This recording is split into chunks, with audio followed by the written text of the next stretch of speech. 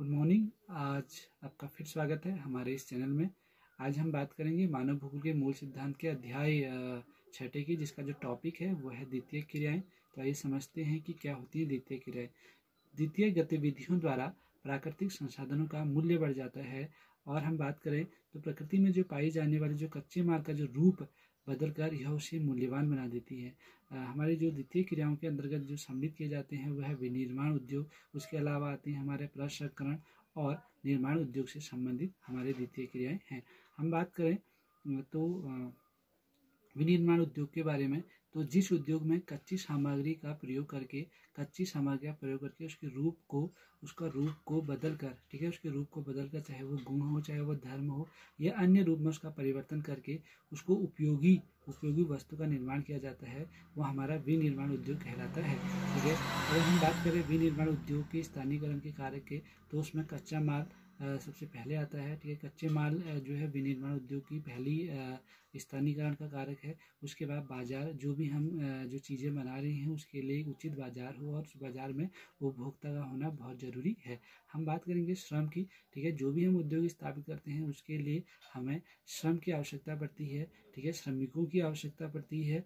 हम बात करेंगे शक्ति के संसाधनों की। शक्ति का संसाधन का मतलब यह है कि जिस उद्योग को हम चला रहे हैं उसको चलाने के लिए शक्ति का साधन क्या है। जैसे पहले से जो है कोयला एक शक्ति का संसाधन के रूप में प्रयोग होता था। अब उस कोयले की जगह जो यूज हो रहा है वह जल विद्युत तथा पवन ऊर्जा अन्य जो है वो चीज़ें प्रयुक्त में आ रही हैं। उसके अलावा परिवहन के साधन बड़े महत्वपूर्ण हैं। सस्ता परिवहन की ज़रूरत उद्योगों के लिए ज़रूरी होती है ताकि उसको बाजार तक पहुंच हो सामान की। उसके अलावा पूंजी सबसे महत्वपूर्ण कारक यहाँ पर है। किसी भी उद्योग को स्थापित करने के लिए पूंजी की आवश्यकता बड़ी महत्वपूर्ण होती है। उसके अलावा हम बात करें प्रौद्योगिकी की, जलापूर्ति की और सरकारी नीति विनिर्माण उद्योग के स्थानीयकरण कारक है। एक बार मैं पुनः इनका आपको बता देना चाह रहा हूँ कि कौन कौन से स्थानीयकरण कारक हैं। कच्चा माल आपका है, उसके अलावा बाजार है, श्रम है, ठीक है, शक्ति के साधन है, परिवहन के साधन है, पूंजी है, प्रौद्योगिकी है, जलापूर्ति और सरकारी नीति है। ये कारक आपके पूरे जो अध्याय हैं उसमें सभी जगह आपके काम आएंगे। चाहे अगर आपसे पूछा जाता है कि लौह इस्पात उद्योग के स्थानीयकरण के कारक क्या हैं, सूती वस्त्र जो उद्योग है उसके स्थानीयकरण के क्या कारक है, कोई भी उद्योग है तो ये कारक जो है आपके सभी जगह काम आएंगे। आपके जो प्रश्न के उत्तर लिखने के लिए बड़े ही महत्वपूर्ण हैं। आइए चर्चा करते हैं कि जो हमारे जो विनिर्माण उद्योग है उसके जो वर्गीकरण किस आधार पर किया गया है। ठीक है, तो मुख्यतः जो वर्गीकरण करा गया है वह है आकार के आधार पर, हम अभी चर्चा करेंगे। उसके अलावा हम बात करेंगे कच्चे माल के आधार पर। ठीक है, आपको हमारे स्क्रीन में दिखाया भी जा रहा है विनिर्माण उद्योग का एक चार्ट। ठीक है, आकार के आधार पर हम चर्चा करेंगे, हम कच्चे माल के आधार पर चर्चा करेंगे, हम उत्पादन के आधार पर बात करेंगे और स्वामित्व के आधार पर जो है वो उद्योग का वर्गीकरण किया गया है। आइए वो शुरुआत करते हैं आकार पर आधारित उद्योगों से। तो सबसे पहले हम बात करेंगे कुटीर उद्योग के बारे में। कुटीर उद्योग वे उद्योग हैं जो स्थानीय स्तर पर ही किए जाते हैं और मुख्यतः किसी परिवार और परिवार के सदस्यों द्वारा किया जाता है। इसमें जो है वो बाजार स्थानीय बाजार होती है और जो कच्चा माल होता है वो भी आपको उसी के समीप से प्राप्त हो जाता है। जैसे हमने इसका उदाहरण अगर हम बात करें कुटीर उद्योग का, जैसे हमने कहा टोकरी बनाना, तो टोकरी बनाने के लिए जो मुख्यतः जो बांस और अन्य रिंगाल वगैरह जो चीज़ें हैं वो स्थानीय क्षेत्रों में ही प्राप्त हो जाती हैं। उसके अलावा इसमें सुनार का कार्य भी सम्मिलित होता है। हम बात करते हैं जो हमारा दूसरा है वह छोटे पैमाने के उद्योग। छोटे पैमाने के उद्योग में यहाँ पर हमें मशीनों की ज़रूरत पड़ती है, उसके बाद श्रमिकों की ज़रूरत पड़ती है, ठीक, कच्चे माल की ज़रूरत पड़ती है और इसमें जो है मुख्यतः रोजगार की प्राप्ति होती है। इस प्रकार के जो छोटे पैमाने के उद्योग हमें देखने को मिलते हैं भारत, चीन, इंडोनेशिया और ब्राज़ील वाले क्षेत्रों में देखने को मिलते हैं। अगला है हमारे बड़े पैमाने के उद्योग। बड़े पैमाने के उद्योग के लिए हमें अत्यधिक पूंजी की आवश्यकता पड़ती है। ठीक है, कच्चे माल की ज़रूरत पड़ती है, श्रमिकों की अत्यधिक ज़रूरत पड़ती है, उसके अलावा बाजार की ज़रूरत पड़ती है, प्रशासन की ज़रूरत पड़ती है और उसके अलावा इसमें बड़े बड़े जो हमारे मशीनरी हैं उसका प्रयोग किया जाता है बड़े पैमाने के उद्योगों में। आइए बात करते हैं कच्चे माल पर आधारित उद्योग। कच्चे माल पर आधारित उद्योग मुख्यतः आपके हैं कृषि आधारित उद्योग, खनिज आधारित उद्योग, रसायन आधारित उद्योग, वन आधारित उद्योग और पशु आधारित उद्योग हैं। समझते हैं इनको। जैसे हमने कहा जो कृषि आधारित उद्योग है, कृषि आधारित उद्योग में जैसे कि हमने गन्ना उगाया, ठीक है। गन्ना उगाई प्राथमिक क्रिया है, उस गन्ने से हम उसका रूप परिवर्तित करते हैं और हमने उससे शक्कर बना ली यानी चीनी बना ली। उसके अलावा अगर हम बात करें जैसे हमने फलों का उत्पादन करा, ठीक है, फलों का उत्पादन करा वो प्राथमिक क्रिया है, लेकिन उस फलों का हमने रूप कैसे परिवर्तित करा, देखो द्वितीय क्रियाओं में हमने उसका मुरब्बा बना लिया, अचार बना लिया, या उसके अलावा उसका जूस बना दिया, ठीक है, तो क्या होगी, वो द्वितीय क्रिया के अंतर्गत आ गई, यानी कृषि आधारित उद्योग है।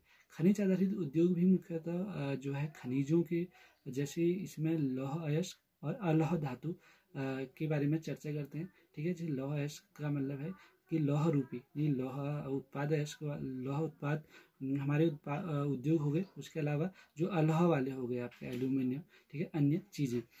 रासायनिक आधारित उद्योग में, रासायनिक आधारित जो उद्योग हमारे, ठीक है, जैसे इसमें प्लास्टिक बनाना, ठीक है, प्लास्टिक बनाना, प्राकृतिक रेशा बनाना, ये हमारे रासायनिक आधारित उद्योग हैं। बात करते हैं वनों पर आधारित उद्योग। वनों पर आधारित उद्योगों के अंतर्गत जो हमारी बहुमूल्य जो इमारती जो लकड़ी है, ठीक है, उनके द्वारा फर्नीचर निर्माण करना, उसके अलावा पेपर बनाना, ठीक है, लकड़ी के द्वारा पेपर बनाना।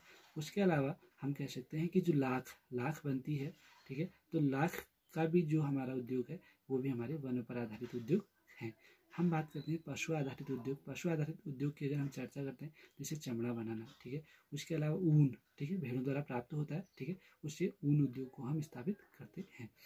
आइए चर्चा करते हैं तीसरा जो हमारा है उत्पाद पर आधारित उद्योग। उत्पाद पर आधारित उद्योग के मुख्यतः दो भाग हैं, मूलभूत और दूसरा उपभोक्ता सामान। मूलभूत में जो हमारा है वो लौह इस्पात उद्योग। सभी जो चीज़ों का जो मूलभूत जो तत्व है वो है लौह इस्पात उद्योग, इसमें आता है मूलभूत में। हम बात करते हैं उपभोक्ता सामान, ठीक है, उपभोग करने वाले जो उपभोक्ता है, ठीक है, वो किस चीज़ का उपभोग कर रहा है, वो बिस्किट, ठीक है, वस्त्र, वो वाहन, वो आदि जो चीज़ें हैं उनको उपभोक्ता सामान में हम रखते हैं। आइए चलते हैं स्वामित्व के आधार पर उद्योग के बारे में देखते हैं। सार्वजनिक क्षेत्र के उद्योग। सार्वजनिक क्षेत्र के जो उद्योग हमारे, इसमें जो नियंत्रण रहता है वो पूर्णतः सरकार का रहता है, ठीक है। उसके अलावा अगर बात करें निजी क्षेत्र के उद्योग, तो इस निजी क्षेत्र के उद्योग में जो एक अधिकार रहता है, जो स्वामित्व रहता है, वो किसी निजी व्यक्ति या फिर निजी संस्था का रहता है। संयुक्त क्षेत्र के उद्योग में जो भागीदारी रहती है वो सरकार और निजी जो संस्थाएं होती है उनका रहता है। बात करते हैं अब इसमें हमारा जो है जो मुख्य जो हमारे उद्योग हैं, जिसमें हमने ले रखा है लौह इस्पात उद्योग को, आपके अध्याय में है लौह इस्पात उद्योग। तो लौह इस्पात जो उद्योग है वो सभी उद्योगों का आधार है, ठीक है। अगर हम इसके स्थानीयकरण के कारकों के बारे में जाने, तो स्थानीयकरण के कारक मैंने आपको शुरुआत में बताया था कि जो हमने उद्योगों का जो विनिर्माण उद्योग के स्थानीयकरण कहे थे वो भी इसी के जो है कारक होंगे, ठीक है। एक बार चर्चा कर लेते हैं, जैसे कच्चा माल, ठीक है, बाजार, ठीक है, शक्ति, पूंजी और परिवहन के साधन, ये हमारे लौह इस्पात उद्योग के स्थानीयकरण के कारक हैं। हम बात करते हैं कि इसका विश्व में उत्पादन, लौह का जो विश्व में उत्पादन क्या है, चीन सबसे पहले स्थान पर आता है, ठीक है, और एक बृहत्तम उत्पादक देश बना है अभी हमारा चीन। उसके अलावा चीन में ही दक्षिणी मंचूरिया, ठीक है, यांगटीसी क्यांग घाटी और उत्तरी चीन वाला क्षेत्र चीन में है। हम बात करते हैं संयुक्त राज्य अमेरिका में जो लौह इस्पात उद्योग के क्षेत्र हैं वह पिट्सबर्ग यंगस्टाइन क्षेत्र, उसके अलावा शिकागो गारी क्षेत्र और इरी झील जो तटीय जो क्षेत्र है ये हमें लौह इस्पात उद्योग के क्षेत्र हैं। जापान में बात करें तो उत्तरी क्यूशू वाला क्षेत्र, ओसाका वाला क्षेत्र, टोक्यो वाला क्षेत्र और होक्काइडो वाला क्षेत्र है। रूस में अगर बात करें तो यूराल प्रदेश, मास्को प्रदेश और कुजबाशा वाला क्षेत्र देखने को मिलता है।